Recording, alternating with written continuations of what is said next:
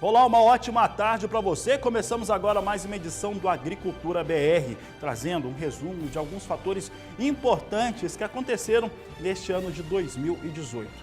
E olha, vou falar primeiramente, abrir o programa falando sobre algo que afeta a produtividade, acaba trazendo resultados ruins para a produção de soja. Eu estou falando das ervas daninhas que, quando afetam a produção da oleaginosa, fazem com que a produtividade caia. Para falar um pouco a respeito do combate e controle, eu conversei em nossos estúdios com a professora doutora Gisele Santos. Acompanhe.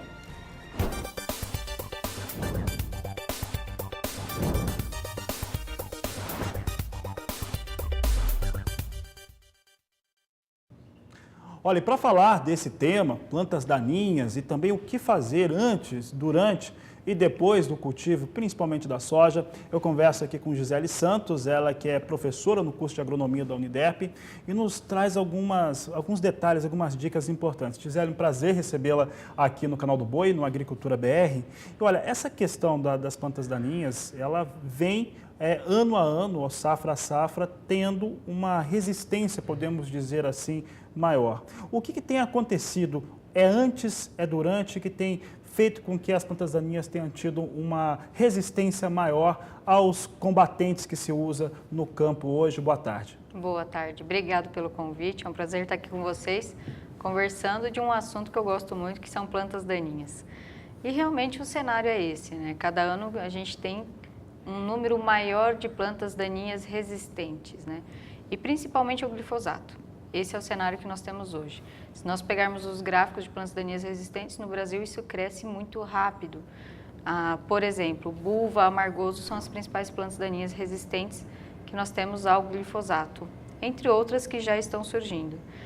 Foi um processo que aconteceu e a gente foi usando algumas ferramentas, alguns herbicidas e usando só aqueles herbicidas, né? Isso foi selecionando as plantas e aí elas se tornaram resistentes aos herbicidas, principalmente o glifosato.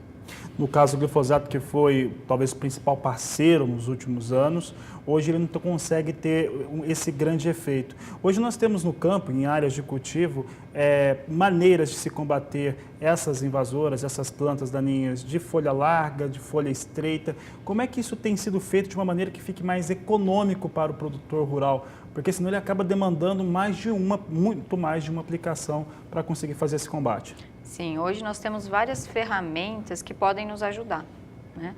Por exemplo, uma boa cobertura da palhada, né? A gente usar uma cobertura, fazer uma rotação de culturas, essa cobertura nos ajuda muito, principalmente impedindo que novas plantas venham a germinar, né? Porém, nós temos aquelas plantas que não precisam de luz para germinar, que é o caso do capim amargoso. A semente que está lá do capim amargoso não precisa de luz. Então, mesmo com aquela palhada, aquela semente vai vir. Porém, ela é importante no nosso sistema. Nesses casos, uma ferramenta que nós quase não conversamos e é importante é o uso do pré-emergente. O herbicida pré-emergente é fundamental. Então, o que nós podemos fazer? É associar a palhada, a rotação de cultura, né, junto com pré-emergentes. É um excelente controle onde a gente consegue diminuir esse banco de sementes, principalmente sementes de plantas daninhas resistentes ao glifosato. Isso é algo que se faria agora, antes de iniciar o cultivo da soja, por exemplo? Exatamente, é o período que nós estamos agora, é fazer uma boa dessecação, né? Então, onde nós entramos com os produtos em pós-emergente da cultura para controlar aquelas plantas daninhas que já estão na área, e aí nós também aplicamos junto o herbicida pré-emergente que vai controlar aquela semente que está no solo.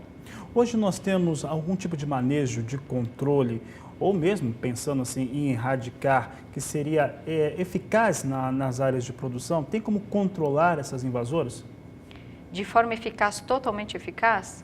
Eficaz que seja no controlar essa população de invasoras num sentido que não traga prejuízos muito elevados para as áreas de produção. Nós temos ferramentas sim. E de novo são manejos integrados, né? Realmente nós precisamos, primeiro ponto, começar essa dessecação antes do nosso plantio. Tá? Então o manejo antecipado das plantas daninhas é importante. Conseguimos fazer o plantio no limpo? Hoje nós conseguimos, né? Se nós começarmos essa dessecação antes do plantio, 20, 30 dias antes do plantio. E depois realizar mais algumas aplicações dentro da cultura, né? O mais importante que a gente precisa lembrar é que quando nós falamos de plantas daninhas, existe um período na cultura da soja, do milho ou do algodão que a gente precisa deixar livre das plantas daninhas. Então, se você realizar um manejo antecipado e correto, bom, plantar a cultura no limpo, você consegue evitar as perdas iniciais, que nós chamamos de mato competição inicial. Hoje, pelo que você tem visto nas áreas de produção, no seu estado, no Mato Grosso do Sul, o produtor tem conseguido fazer isso? Nas regiões mais sul do Mato Grosso do Sul, onde as chuvas começam um pouco mais cedo, tem condições de fazer sim, né? Ele consegue fazer esse manejo 20 dias antes do plantio. A gente precisa se programar, entender as plantas daninhas que nós temos na área. Regiões que a chuva demora um pouco mais, essa dessecação tende a acontecer 10, no máximo 15 dias. Mas o mais importante que a gente precisa entender é que se nós plantarmos essa cultura, soja, o milho, o que a gente for semear agora, e a dessecação não estiver bem realizada, nós já vamos começar perdendo. E nós não podemos perder para mato competição. Então, o mais importante é a gente realizar uma boa dessecação e fazer esse plantio no limpo.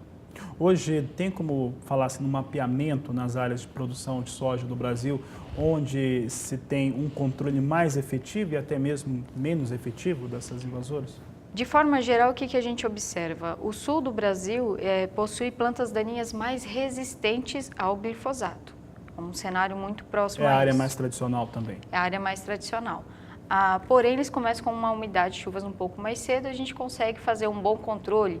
Por exemplo, o inverno mais chuvoso, em agosto, para o sul do Brasil, a gente faz muito manejo outonal para uma buva, né?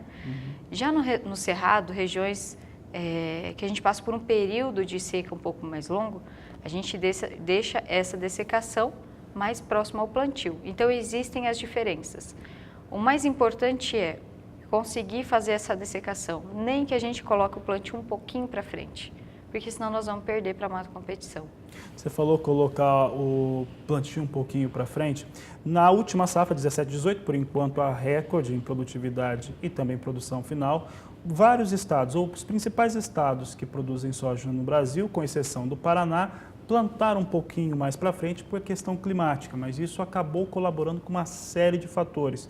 Pode-se dizer também que ajudou a controlar e, de repente, melhorou a produtividade no campo?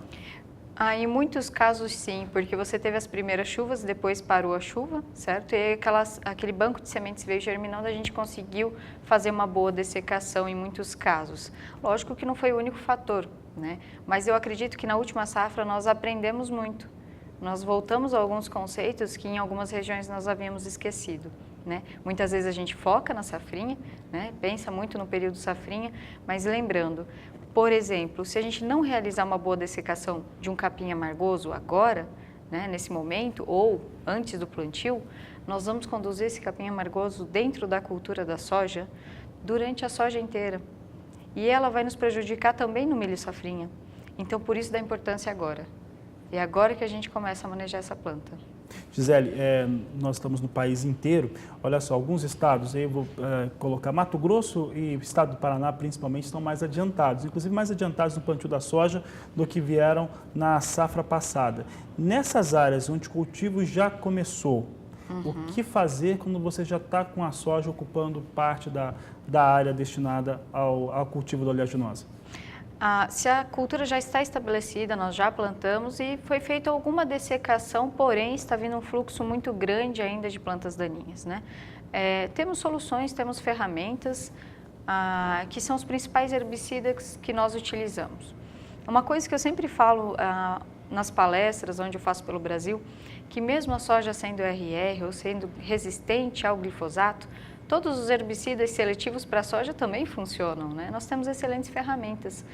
Então, existe o controle, a gente consegue fazer o controle, porém, sempre lembrando que eu gosto de falar para os produtores, a soja ela precisa ficar no limpo nos primeiros dias, 7, 10, 15, 20 dias, ela precisa se manter no limpo. Então, se ele deixar para fazer aquele controle dentro da cultura apenas, já perdeu ali em torno de 3, 4, 5 sacos por hectare. A competição já começou e ela vai perder espaço para a invasora. Já começou. Então, as perdas podem ser inúmeras, né? Por exemplo, que a gente estava falando do capim amargoso. Se você tiver de 1 a 3 plantas por metro quadrado, né, parece que não é nada, uma plantinha aqui, outra ali, você pode ter prejuízos de 25% a 40% da sua produção. Muito elevado. É muito elevado. Então, esperar um pouquinho, fazer um bom manejo na dessecação é excelente e precisamos fazer uma boa dessecação para evitar essas perdas. Tá certo, Gisele. Eu quero agradecer a sua participação aqui no Agricultura BR. Obrigado o convite, fico à disposição. Tá certo, eu conversei com Gisele Santos, ela é professora de agronomia na Uniderp, Universidade em Campo Grande, no Mato Grosso do Sul.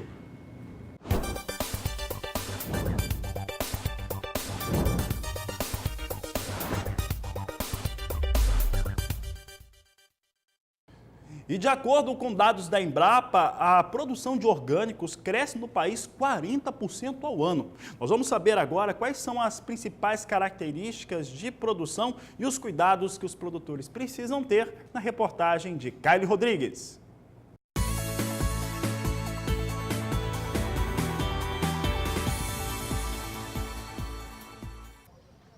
Produzir de maneira sustentável nos dias atuais já é possível. Eu estou com o pesquisador da Embrapa Pantanal, Alberto Faiden, que explica como que é possível o produtor fazer essa prática na propriedade rural. Já existem várias experiências ocorrendo no Brasil, principalmente nos estados do Paraná. Nós temos alguns agricultores aqui do Mato Grosso do Sul que estão no início do processo de transição. E nós queremos aprofundar isso porque isso é um mercado muito grande que está em expansão a nível mundial. Há uma demanda muito forte, tanto por milho, quanto por soja, quanto por arroz, quanto por trigo orgânicos. Tanto demanda interna como demanda externa que está sendo reprimida pela falta de produtos. O consumidor, ele cobra isso, né, pesquisador? E aí o produtor, o agricultor, ele tem que se adaptar. Sim, tem que se adaptar nesse momento e é um mercado que está em franca expansão, cerca de 30% a 40% ao ano. Não cresce mais porque não tem produto. Nós estamos tendo alguns problemas hoje em dia, ou talvez a maior dificuldade que os agricultores que estão trabalhando com orgânicos têm hoje é a contaminação por deriva de agrotóxicos externos e, no caso do milho, por deriva de pólen transgênico, porque se for detectado qualquer tipo de contaminação, mesmo que não seja feita pelo agricultor que produz, o produto é desqualificado como orgânico.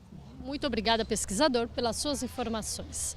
Kylie Rodrigues para o SBA. E daqui a pouco no Agricultura BR você vai ver que a pirataria faz com que se tenha uma perda de 2 bilhões de reais ao ano para a agricultura brasileira. E olha, não deixe de participar do programa conosco, você participa através do nosso WhatsApp. O número é 67996562266. Voltamos já. Perdas em relação à pirataria de sementes. Este é o assunto dessa entrevista muito especial que eu fiz com o diretor executivo da Associação Brasileira das Sementes aqui no Brasil, o Leonardo Machado, que falou a respeito dos riscos da pirataria. Boa tarde, Fabiano. Boa tarde a todos que estão nos assistindo agora. É um prazer estar aqui representando a Brás nessa entrevista. Então, falando de pirataria, quando a gente analisa apenas do lado financeiro, ou seja, o que deixa de circular na cadeia de produção, desenvolvimento e comércio de sementes de soja, a gente está falando de um número que varia entre 2 bilhões e 2,5 bilhões de reais. Tá? Esse dinheiro deixa de irrigar a pesquisa em novos cultivares, a distribuição de sementes, a produção, a comercialização, tudo isso acaba sendo bastante prejudicado com essa prática. E os prejuízos vão além disso, né? Uma falsa percepção do horticultor de economia, uma vez que as sementes, quando elas não são as sementes certificadas, não são comerciais, não são comercializadas pelo produtor de semente registrado, ela não tem garantias que podem resultar em redução de produtividade. Além disso, o agricultor pode estar, quando adquire uma semente pirata, disseminando pragas, doenças que podem prejudicar suas lavouras e a lavoura da sua região. Então, os prejuízos são de grandes proporções, não só financeiras, mas como também prejuízos da própria atividade do agricultor que adquire essa semente pirata.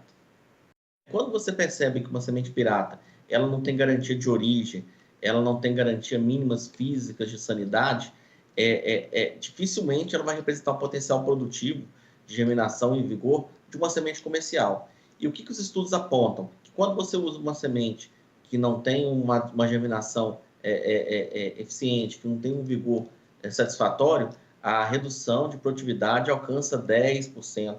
Isso, lógico, é o número médio, o número de pesquisa, né? Porém, a gente pode ver no campo prejuízos ainda maiores. Porque, como a gente sempre fala, né, a semente é um construtor de produtividade. É o ponto de partida, você tem um potencial produtivo bastante elevado.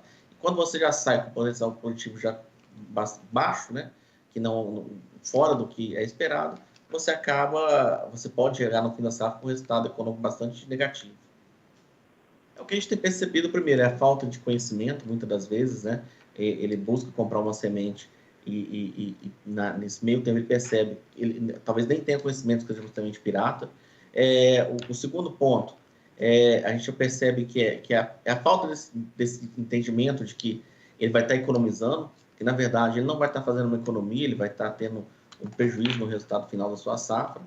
E o terceiro ponto que a gente observa é a falta de uma fiscalização mais forte nesse vendedor de semente pirata, ou seja, nesse pirateiro que a gente chama, uma vez que ele acaba sendo o grande agente que prejudica toda a cadeia, né? Então, são esses três fatores que a gente observa que causa muito esse avanço da pirataria. E o que a Brás tem feito, o que a gente tem buscado, primeiro, é conscientizar o produtor, mostrar a diferença do que é uma semente legal, do que é uma semente pirata, mostrar os prejuízos que ele tem de quando ele adquire a semente pirata, para que ele opte sempre por uma semente certificada adquirida de um produtor de semente registrado, certificado. E olha, eu sei que você que produz, você que está na fazenda hoje, está querendo saber como é que fica a previsão do tempo para o começo do ano, para 2019. Esses são os destaques que trazemos a partir de agora com Juliana Rezende. Os produtores querem saber, então, como que deve ficar a distribuição de chuvas em grande parte do país no decorrer da estação do verão, começo do ano de 2019.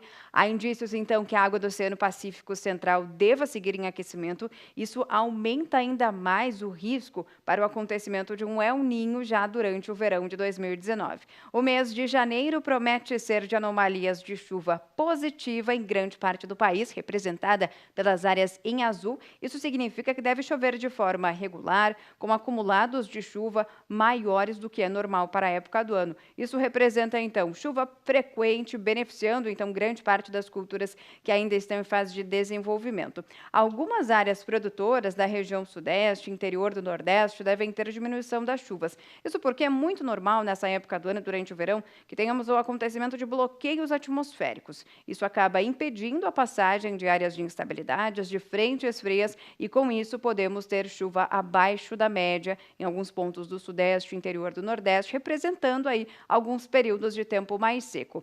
No decorrer do ano de 2019, como há indícios do acontecimento de El Niño, a tendência é de chuvas voltando a migrar para a região sul do país, principalmente o Rio Grande do Sul, é um dos estados mais afetados por excesso de chuva, e esse fenômeno acaba aumentando o risco em relação aos períodos de tempo mais seco entre os episódios de chuva em alguns pontos do interior do Nordeste. Na região sudeste, como é o norte de Minas, também deve ser mais afetado, mas há indícios também de temperaturas ficando cada vez mais elevadas na parte central brasileira, sudeste e centro-oeste, devem garantir, então, um começo de 2019 com bastante calor. Os acumulados de chuva devem seguir elevados em grande parte do país, e aí, justamente como eu estava falando, em relação ao interior do Nordeste, até faixa leste, norte de Minas e também o Espírito Santo, é que a chuva pode ficar abaixo da média, com baixos acumulados.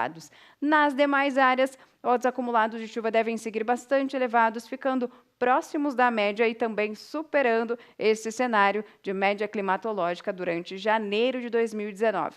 Então, o ano de 2019 começa com chuva abrangente em grande parte do país. As chuvas mais expressivas e também mais frequentes, com forte intensidade, pode até atrapalhar por algum momento os produtores que já estão em fase de colheita, como é o caso das lavouras de soja, onde os produtores foram um pouco mais antecipados em relação ao andamento do plantio, mas de forma geral é um cenário bastante otimista para grande parte das culturas que estão em desenvolvimento no decorrer do comecinho do ano de 2019. E a seguir, nós temos uma entrevista muito especial com o nosso amigo Eduardo Carvalhais, que fala a respeito do balanço de 2018 para o café no Brasil e as perspectivas dele, que é um dos principais analistas, especialistas do setor de café, para o ano de 2019. Fique conosco, nós vamos para o intervalo e voltamos já.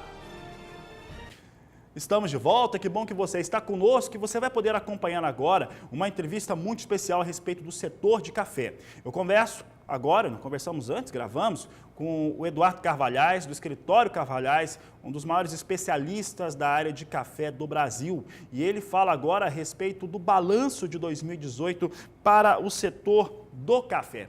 Então, Eduardo, qual é o seu balanço, quais são os seus números, aquilo que você sentiu desse ano de 2018 para o setor de café? Boa tarde. Boa tarde. O ano de 2018, para o café, principalmente para o café do Brasil, a gente tem que olhar por dois lados. Primeiro, pela imagem e pelo consumo de café em todo o mundo, que vem crescendo, o jovem cada vez tomando mais café, a imagem do café brasileiro melhorando, a produção de café brasileiro de qualidade crescendo. Então, por esse lado, o ano para o café foi muito bom. Agora, aqui dentro do Brasil, se a gente olhar para o lado do produtor, foi um ano ruim. Primeiro que no primeiro semestre nós estávamos vendendo ainda o que sobrou, o que restou da safra 2017 e depois colhemos a safra 2018, foi uma safra boa. A primeira parte da safra que foi colhida foi uma safra de boa qualidade, depois começaram as chuvas e piorou a segunda parte da qualidade da segunda parte colhida, essa que veio sendo colhida a partir de agosto. Os preços vêm caindo, infelizmente, porque a Bolsa de Nova York é controlada por grandes fundos de investimento. Eles conseguiram passar para o mercado essa imagem que o Brasil colheu uma safra recorde. É verdade, a safra brasileira é uma safra recorde, mas é necessária para o Brasil. Porque nos últimos anos, nós, para conseguirmos exportar o que nós exportamos, nós esgotamos os estoques. Os estoques na mão do governo brasileiro é zero, pela primeira vez na história. Em 2018, nós não temos estoques governamentais.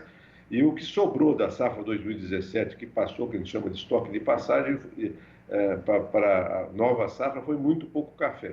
Portanto, nós colhemos em torno de 60 milhões de sacos, provavelmente um pouquinho menos, mas vamos exportar pelo menos 35 e consumir 23.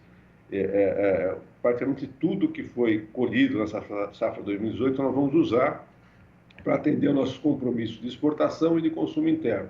A próxima safra brasileira será de ciclo baixo para o arábica, vai ser menor do que essa. Portanto, os preços não deviam ter recuado o que recuaram, mas recuaram. O cafeicultor se mostra insatisfeito, porque ele vê de um lado o preço do café caindo e do outro lado todos os insumos, todos os custos dele crescendo. Esse ano, com a subida do dólar, frente ao real, devido a esses problemas políticos que nós tivemos com a nova eleição, subiu o preço do fertilizante, subiu o preço do defensivo, subiu o preço do combustível, a energia elétrica também, que tiveram que subir violentamente o preço para compensar os desmandos durante o governo da presidente Dilma. Tivemos também a subida dos fretes. Por outro lado, com o dólar subindo, o preço do café deveria subir, já que é um produto de exportação. Mas esses fundos controlaram Nova York. Cada vez que o dólar subia aqui, eles derrubavam Nova York para tomar essa diferença para eles. Então, o cafeicultor viu o preço do café caindo de um lado e todos os custos subindo do outro. Foi um ano ruim para o cafeicultor brasileiro. E para 2019, Eduardo, quais são as expectativas? Para 2019, se espera que, como vai começar a refletir no mercado o tamanho da nova safra brasileira, que os preços se recuperem. Se isso vai acontecer mesmo ou não, não é possível de afirmar agora. O consumo continua bem, a expectativa da Organização Internacional do Café é que o consumo continue crescendo em todo o mundo durante 2019 e há uma tendência dos preços melhorarem aí nesse primeiro semestre de 2019, quando se começar a falar do tamanho da nova safra, principalmente no arábica, e também da qualidade da nova safra. O que nós estamos acompanhando até o momento das indicações por diversos ministérios, o que está sendo feito, traz muito ânimo para todo o setor do agronegócio. Se espera um ano melhor na economia brasileira para o ano que vem. Lógico, como é um novo governo, vamos ver na prática o que vai acontecer, mas há sim bastante expectativa e boa expectativa quanto ao governo Bolsonaro. todo o agronegócio e também o café espera que, nesse ponto, nós sejamos ajudados por uma boa administração, por uma economia em crescimento. Vamos ver se isso se confirma. Também, com o novo ministro da Agricultura, uma ministra da Agricultura, se espera um diálogo maior com o lado do café, com todos os setores do café, com a produção também, para nós vermos se a gente começa a montar uma política para café, para não deixar que interesses de curto prazo lá fora pressionem o tempo todo os preços do café. E o aumento da produtividade na citricultura está sendo atingido através da adição de uma molécula. Você vai entender como funciona esse sistema daqui a pouco em uma entrevista com uma pesquisadora do IAC. Fique conosco, a Agricultura BR vai para o intervalo comercial. Aproveite para participar do programa, mandar aquilo que você quer ver em 2019. Você manda pelo WhatsApp nosso, no 679-9656-2266. Voltamos já.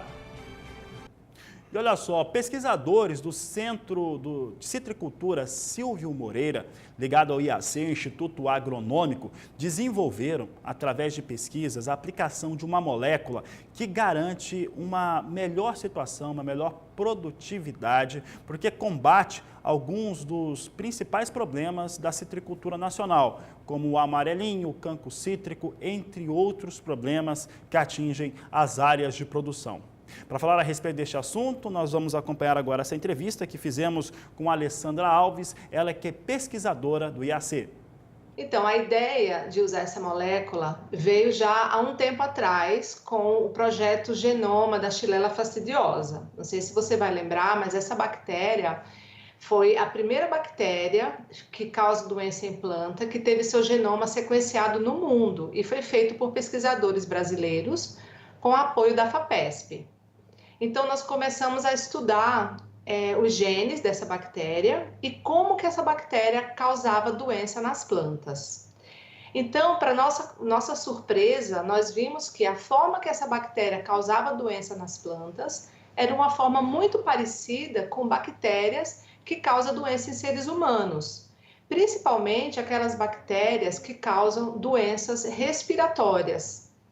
Porque nas doenças respiratórias, essas bactérias bloqueiam as vias respiratórias, no caso das bactérias que causam doença em humanos. E a Xylella fastidiosa, que causa doença nas plantas, elas bloqueiam o que a gente chama de vasos condutores, que é o xilema. São vasos que as plantas têm, que carregam água e nutrientes da raiz até a parte aérea. E essa bactéria bloqueia esses vasos. E o mecanismo que ela bloqueia os vasos é um mecanismo muito parecido com essas bactérias que causam as doenças respiratórias nos seres humanos. Então, o que foi legal é o seguinte, é que a gente começou a pesquisar o que era usado, então, em seres humanos, que a gente pudesse também utilizar na agricultura. Por quê? Porque nem tudo que é utilizado para os seres humanos pode ser usado na agricultura. Por exemplo, antibióticos. Por quê? Porque o antibiótico ele é muito caro, e também ele pode contaminar outras bactérias. Ele não é uma molécula que a gente chama assim, uma molécula sustentável, né? Então não dá para colocar na agricultura antibióticos.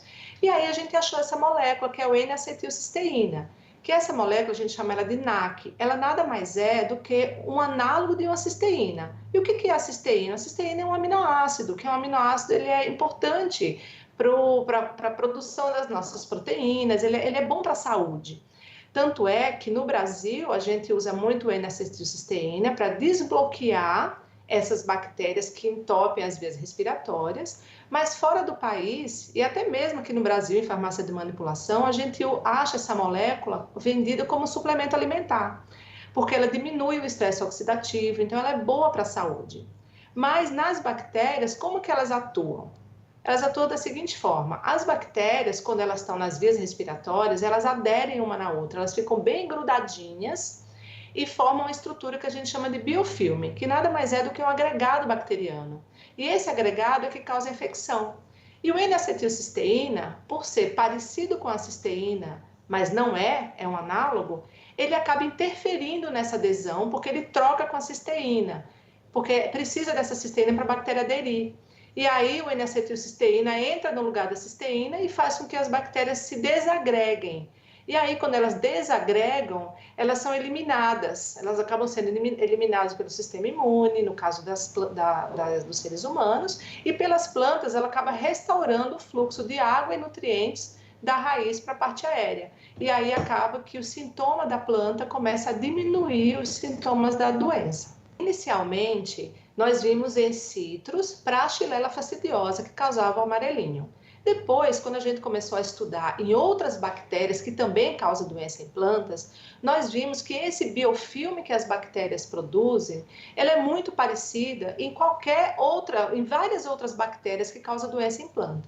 E aí nós começamos a testar com o cancro cítrico, com a bactéria Xanthomonas citrica, que causa o cancro cítrico. Essa bactéria ela também forma um agregado, só que ela forma em cima da folha das plantas de citros. E aí, a hora que a gente coloca o N-acetilcisteína, ela desmancha esse biofilme e, além disso, o N-acetilcisteína ela tem uma propriedade antibacteriana, ela também mata as células bacterianas. E, com isso, diminui significativamente as doenças. Depois disso, uma pós-doc que trabalhava comigo, né, a Simone Pick, ela abriu uma startup com apoio da FAPESP, que se chama CIACamp, que é da ciência ao campo, o nome da startup. E aí ela começou a testar também essa molécula contra outras bactérias que causam doença em tomate, em batata, em outras hortaliças. E viu que também o NAC é capaz de diminuir essa população bacteriana, diminui o biofilme que ela forma nas plantas e também reduz a população bacteriana e, consequentemente, a doença. Mas essa parte que está ainda em tomate, nas hortaliças, está em andamento, mas a gente tem resultados parciais, né, preliminares, muito promissores para aplicação também nessas outras culturas. Quando a gente começou a testar o NAC no campo, inicialmente foi com plantas de citros, né, que tinham o sintoma da CVC, causada pela Xylella. No campo, a gente também aplicou o NAC em plantas que não tinham sintoma nenhum, para ver se essa molécula não ia ter algum efeito fitotóxico nas plantas. Então, a gente também tinha que ter o nosso controle, ou seja, plantas sem doenças com a presença do NAC. E, para nossa surpresa, as plantas tiveram um aumento de produtividade muito superior, né, do que as plantas que também não tinham a doença e não estavam sendo tratadas com o NAC. E aí a gente viu, nossa, então quer dizer que essas plantas não tinham doença alguma e mesmo assim aumentou a produtividade. Então isso mostrava para a gente que o NAC tinha outro efeito na planta, efeito benéfico na planta, que não apenas o de reduzir a população bacteriana. Foi aí que a gente foi estudar o efeito dessa molécula nos seres humanos. E vimos que existem vários trabalhos científicos, que mostram que nos seres humanos essa molécula tem um efeito muito benéfico na redução que a gente chama de radicais livres. Radicais livres são moléculas que não são boas, né, para os seres humanos. Na verdade, são moléculas que causam muitas doenças nos seres humanos quando aumenta esses radicais livres. E o NAC é capaz de reduzir esses radicais. Por isso que o NAC também é vendido como suplemento alimentar, porque ele reduz esses radicais livres e melhora a performance no ser humano, né? E aí a gente começou, Carla, a fazer outros estudos nas plantas para ver se o NAC também poderia reduzir esses radicais livres nas plantas, porque esses radicais livres também são produzidos nos vegetais. E vimos que sim, que as plantas tratadas com NAC reduzem os radicais livres das plantas e com isso a planta fica, digamos assim, mais saudável para poder produzir mais, ela fica com mais energia e aí acaba melhorando a produtividade dela em decorrência da melhoria da performance que o NAC proporciona às plantas por conta da redução do estresse oxidativo que as plantas têm. Atualmente tem essa startup que eu falei para você, que é a CIACamp. Essa startup ela está sendo incubada aqui dentro do Centro de Citricultura, que fica em Cordeirópolis. Como é que está funcionando hoje? A CIACamp já tem 2 produtos, mas esses produtos ainda estão em fase de teste. Tá? Então, o que pode acontecer? Se o produtor tiver interesse em testar esse produto na fazenda dele ou na produção dele, né, no sítio, onde ele tiver interesse em testar, ele pode entrar em contato com o pessoal da CIACamp e eles vão conversar para tentar fazer um projeto em colaboração e ver a viabilidade da execução desse projeto e assim testa nas condições que esse produtor tiver interesse em testar.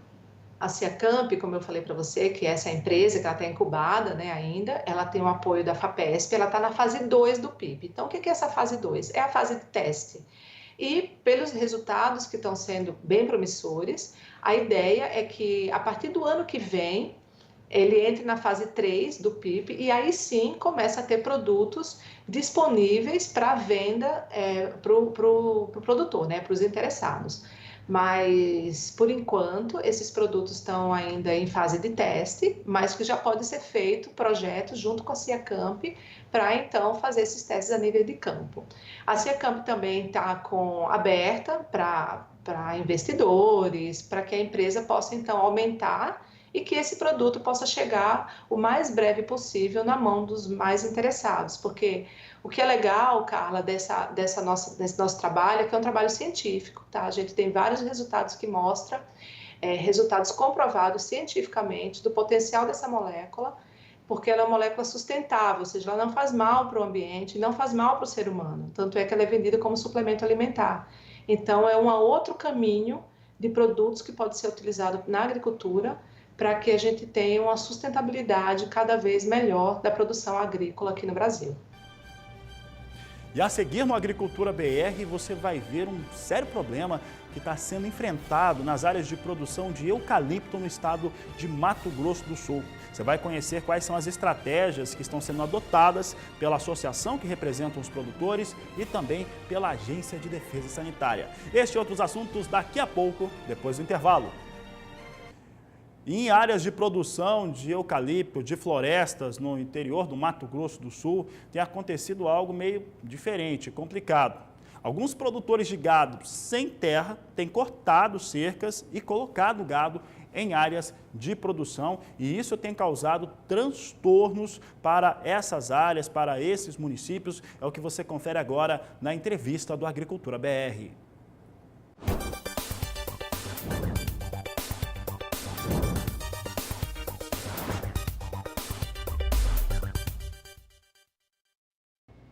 E essa é uma situação grave que tem trazido preocupação, porque o gado tem invadido áreas de reflorestamento, áreas de APP e que acabam trazendo um forte prejuízo. Então vamos falar um pouco sobre esse assunto. Eu estou aqui com o Dito Mário, diretor executivo da Reflora MS, obrigado Dito, e com o Rubens Rondon da Iagro, porque Iagro e a Reflora tiveram que conversar para tentar achar alguma maneira de resolver essa questão. Então vamos expor um pouco melhor o problema. Vou começar aqui pelo Dito. Dito, os animais têm invadido essas áreas de reflorestamento. O que tem acontecido nessa região do estado do Mato Grosso do Sul? Boa tarde.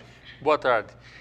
Nós tivemos diversas reclamações dos nossos associados, que são essas empresas que estão fazendo a floresta plantada para atender essas fábricas de celulose e outras fábricas que estão também chegando no estado, que é o caso do MDF e madeira para múltiplo uso. E o que está acontecendo é que, neste ano, devido a um problema maior, severo de pastagem para os animais, os proprietários que não têm realmente um lugar fixo e adequado, começou a migrar esse gado para a área de reserva legal e também de APP. É onde você tem, nesta época do ano, devido às condições climáticas são favoráveis, você tem um pouco mais de comida para os animais. E aí, então, eles começaram a invadir. E isso é um problema grave, principalmente por causa da certificação que todas essas empresas têm, também porque danificam as cercas e há um prejuízo financeiro, né? Há gado que atravessa as estradas, principalmente à noite, causando acidentes e podendo até, inclusive, em rodovias federais e estaduais, que além das vicinais, e podendo causar problema, como já aconteceu vários problemas desses. Então, nós procuramos o órgão que é responsável pela sanidade animal, que este também é um grave problema, que, como o Dr. Rubens vai explicar, que se houver um problema qualquer de sanidade, o estado inteiro fica impossibilitado de fazer o transporte de qualquer produto, como já aconteceu no passado. Então, a nossa grande preocupação é de orientar estas pessoas, esses proprietários, para que retirem esses animais e coloquem no lugar adequado, como é normal e regular para se fazer isso aí, como o Dr. Rubens vai explicar. Então, a nossa grande preocupação é com o bem-estar animal, que também, se não tem comida, ele está passando fome. Então, ele tem que providenciar. Quem quer ter um animal, ele tem que providenciar todas essas condições para que o animal tenha uma vida saudável. E aí, nós procuramos o IAGRO para a gente fazer, então, essa parceria, para a gente atuar em conjunto, para a gente resolver esse problema. Rubens, dentro desse cenário que o Dito acabou de trazer, a atuação, né, da IAGRO, da Defesa Sanitária, é muito importante para evitar um viés aí de um conflito maior entre as partes, né, entre quem está na propriedade, garantir também as preservações dessas APPs, dessas áreas de reserva e principalmente impedir que continue acontecendo isso. Como é que a IAGRO tem atuado? Bom, então, inicialmente é importante frisar que a IAGRO é o órgão estadual responsável pela sanidade do rebanho sul-mato-grossense, de todas as espécies animais. No caso aqui nós estamos falando de invasão de áreas por bovinos e até equídeos.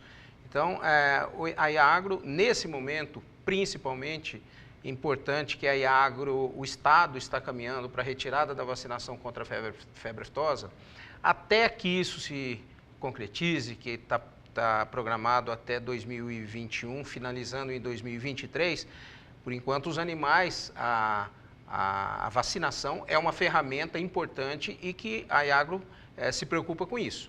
E num sistema de defesa sanitária animal, o ponto inicial mais importante é o cadastro de uma propriedade.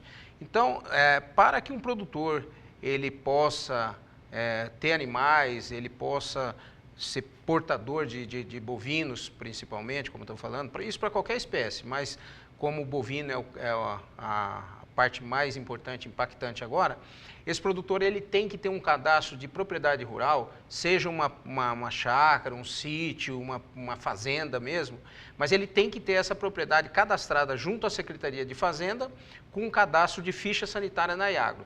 Esse cadastro de ficha sanitária vai dar condições para que ele possa criar animais. Como que a IAGRO fornece esse cadastro para eles, fornece essa autorização?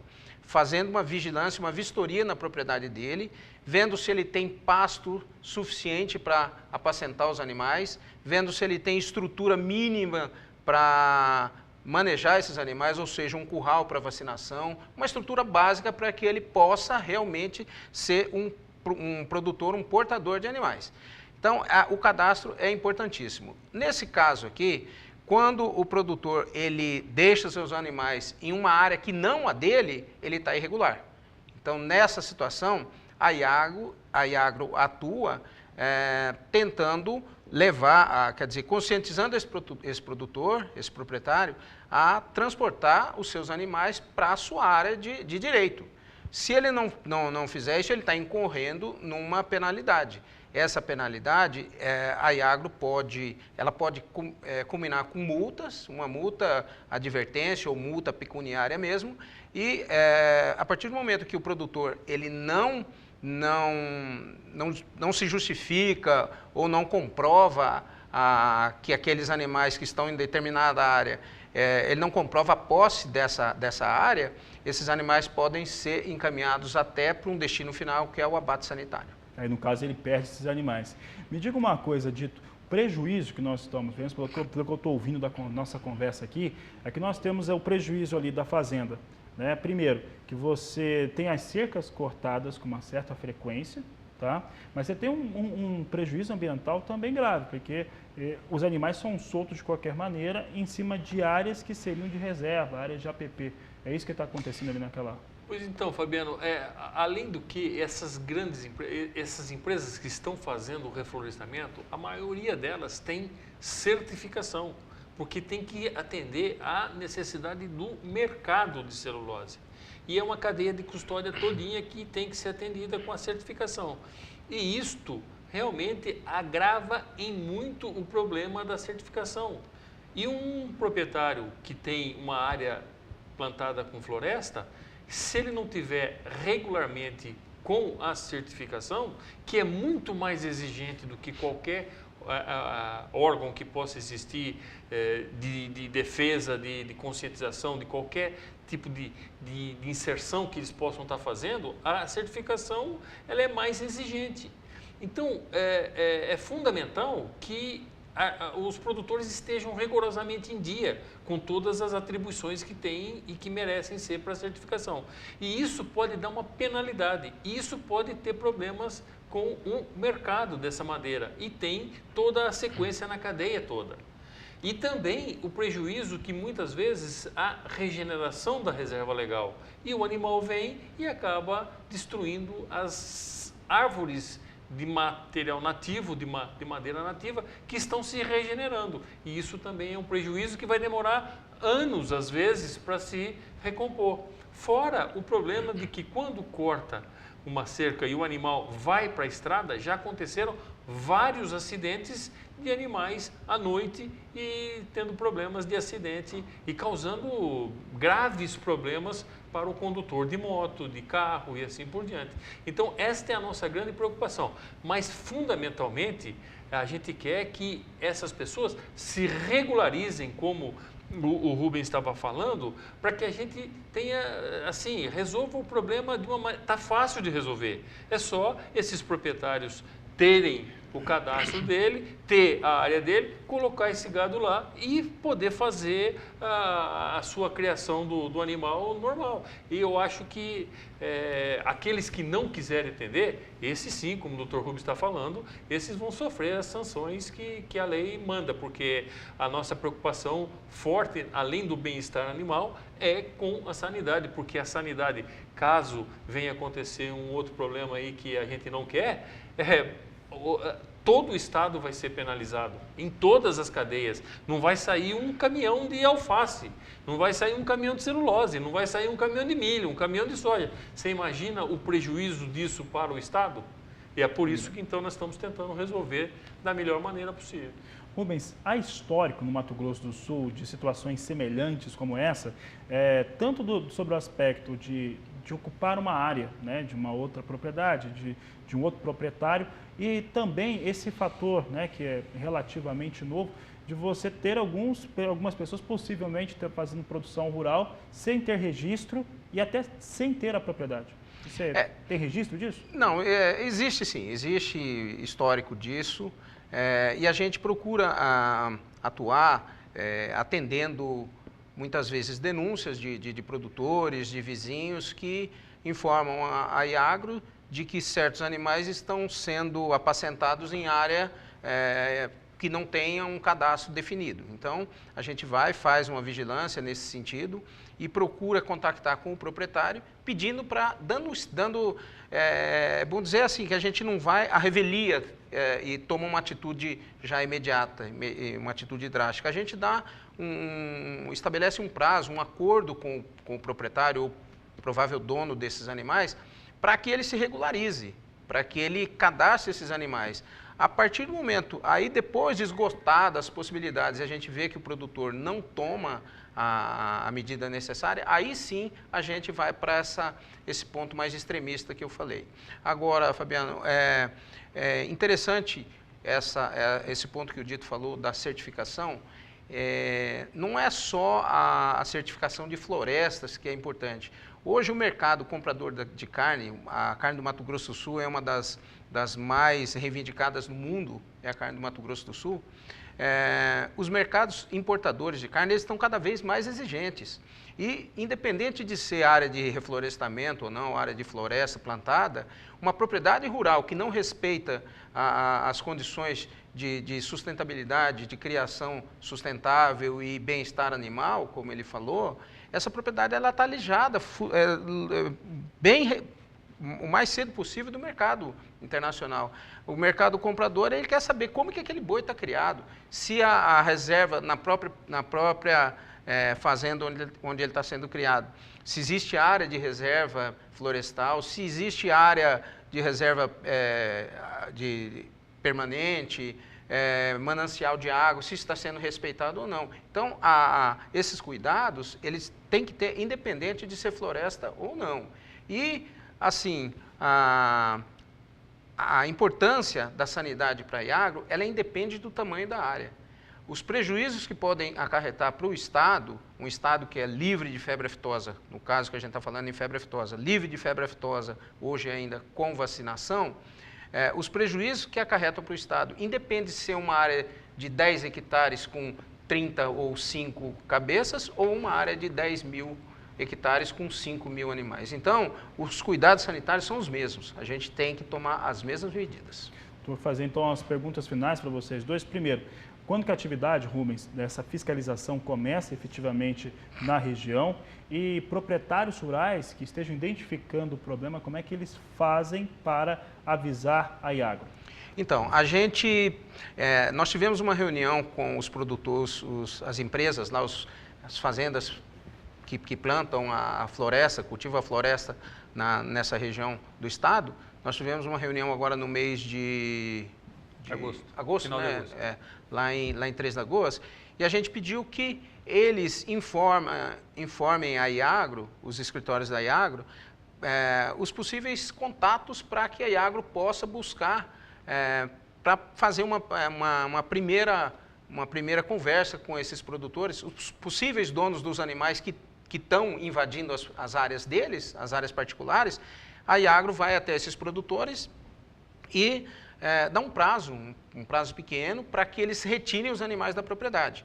Então a gente dá esse prazo, a partir daí esse produtor que está com esse gado nessa área irregular, né, entre aspas, irregular, ele já é passível de sofrer uma penalização e a partir do momento que ele não atende a recomendação, como eu falei, a Iagro pode decidir para o encaminhamento dos animais para um abate sanitário, porque uma vez eles não estando na área que eles deveriam estar, eles estão de maneira irregular.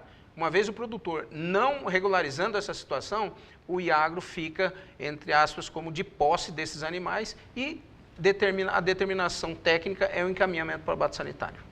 Dito, como é que a Reflore tem orientado seus associados e até aqueles que não são associados, mas de algum modo envolvidos também em questões como essa? Pois então, nós fizemos essa reunião, já encaminhamos algumas propriedades que estão realmente com gado invadido por gado de terceiros e o Iagro já fez algumas visitas, porque na verdade o que nós queremos é paz, é resolver o problema, né? Agora, se infelizmente os proprietários desses animais não se resolverem a fazer o que é certo, infelizmente aí vão ter que sofrer as sanções, né? Mas eu acredito que também já começa um período de chuva um pouco melhor, já começa a ter um pouco mais de paz, talvez eles tenha já, porque o Iagro também, se ele não tem uma propriedade, ele pode se cadastrar numa determinada área, tem um certo instrumento dentro do Iagro para que ele possa se regularizar. Então é isso que nós queremos. Nós queremos é que eles continuem no processo da criação deles, mas atendendo às normas de bem-estar animal, de sustentabilidade das propriedades, para evitar acidentes, para evitar tudo que a gente falou aqui e a gente possa ter realmente um bom convívio sem problema nenhum. É isso que nós queremos. Agora, vai ter que ser feito talvez uma campanha um pouco mais forte, mais educativa, até que esses que estão irregular se adequem às normas que o Iagro exige. Tá certo, Ditumar. Ditumar, obrigado pela participação, obrigado, Rubens, também, por estar aqui conosco. Situação que é de preocupação, traz preocupação para essas áreas de produção no interior do estado de Mato Grosso do Sul.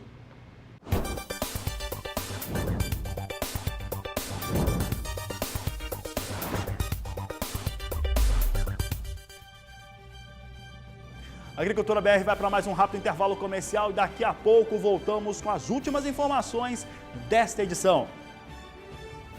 E olha, para que as áreas de produção de café consigam atingir todo o seu potencial produtivo, é necessário uma série de cuidados, protocolos que são importantes para que o desenvolvimento dos frutos consigam atingir os melhores resultados. Sobre este assunto, nós vamos conversar agora com um pesquisador, ele que é pesquisador do Instituto Agronômico do Estado do Paraná, o Santino Aleandro, que fala a respeito desses principais cuidados.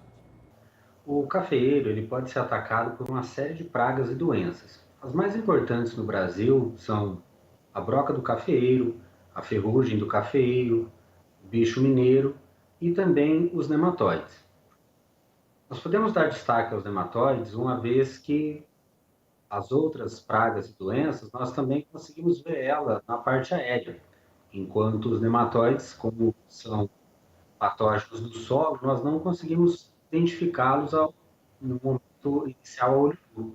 Então é importante, no caso dos nematóides, que o tipo de observação que seja feita seja um pouco mais específico, normalmente a partir de coleta de solo, encaminhar isso para laboratórios especializados e a partir de então, com um diagnóstico preciso em mãos, tomar as medidas necessárias de manejo e controle para que essa doença não venha a causar grandes danos à cultura. No caso dos nematóides, nós temos dois grupos que atacam o cafeeiro. Um deles é composto pelo gênero Meloidogene, e entre os Meloidógenes a gente destaca Meloidogene exígua, Meloidogene paranaensis e Meloidogene incógnita. No estado maior produtor do Brasil hoje, Minas Gerais, há uma grande concentração, há muito diagnóstico da presença de Meloidogene exígua, cujo nematóide os produtores acabam tendo um nível de convivência razoável com ele, apesar de que ele também cause danos.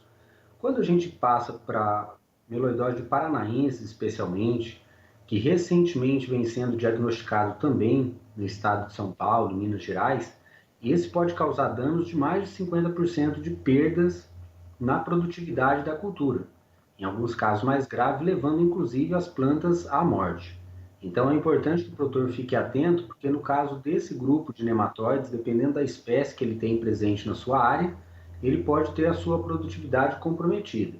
Se a gente for pensar a nível de Brasil, os dados que a gente tem oficiais, a gente com certeza pode acreditar que os nematóides eles consomem aí quase R$500 milhão em renda, quase R$500 bilhão em renda do produtor devido aos níveis que ele pode causar de danos. A gente sempre que diagnostica a presença do nematóide em uma área cafeeira, a gente precisa tomar uma série de precauções, primeiro para que esse nematóide ali presente não seja disseminado para os outros talhões da propriedade. Depois disso, a gente normalmente vai olhar como é que está o estande dessa lavoura, se as plantas estão pouco ou muito debilitadas, e a partir daí eu vou ter algumas medidas. Uma delas é a utilização de nematicidas, sejam eles químicos ou biológicos, que podem ajudar, né, na melhoria. Além disso, quando a gente pensa na renovação de lavouras, aí a gente tem um outro componente interessante, que é a utilização de cultivares com resistência genética. Porque quando nós aliamos a resistência genética ao manejo com plantas de cobertura na entrelinhas e o uso de nematicida, então a nossa chance de reverter o quadro, ou minimizar os danos é maior. Quando nós não utilizamos de medidas integradas para o manejo, a chance de êxito ela é menor, no médio e longo prazo, quase sempre o produtor acaba tendo que erradicar aquelas plantas devido aos danos severos que a cultura acaba sofrendo. A primeira dica que a gente dá é que o produtor tome cuidado quando ele vai adquirir mudas para o plantio na sua área. Mudas livres de patógenos, inclusive nematóide, é importante para que você tenha uma lavoura com longevidade e produtividade adequada. Mas também é importante que o produtor faça um diagnóstico da sua propriedade, ou seja, se ele vai implantar uma lavoura, ou se ele verificou que há plantas dentro dessa lavoura que estão perdendo produtividade, estão depauperando, é importante que ele faça uma coleta de solo, com raízes também, envie isso para um laboratório especializado em análise nematológica, e a partir daí ele tem um diagnóstico. Quando nós falamos de manejo de nematóides em cafeeiro, nós falamos de manejo integrado de pragas e doenças. Todas as medidas que nós tomamos para controlar uma doença, elas têm que estar aliadas também a uma boa nutrição da planta, ao controle das doenças de parte aérea. Então, isso deve ser planejado. Então, controlar nematóide passa também por ter um solo bem nutrido, ter uma planta com a parte aérea livre de pragas e doenças, e também utilizar de maneira consciente os produtos químicos que estão disponíveis, no caso, os nematicidas que tem no mercado.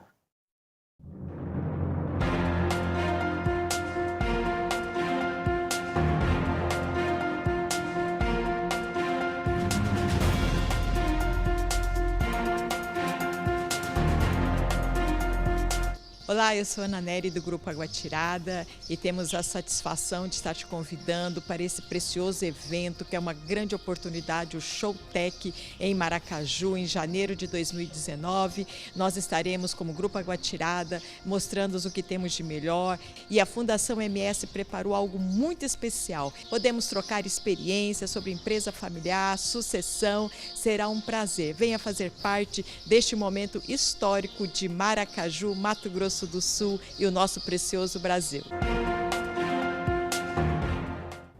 Essa edição do Agricultura BR fica por aqui. Eu desejo a todos uma ótima tarde. Nós nos vemos amanhã nas nossas edições, porque este é o Agricultura BR, a inteligência e a transparência do agronegócio sempre com você. A todos uma ótima tarde e até mais.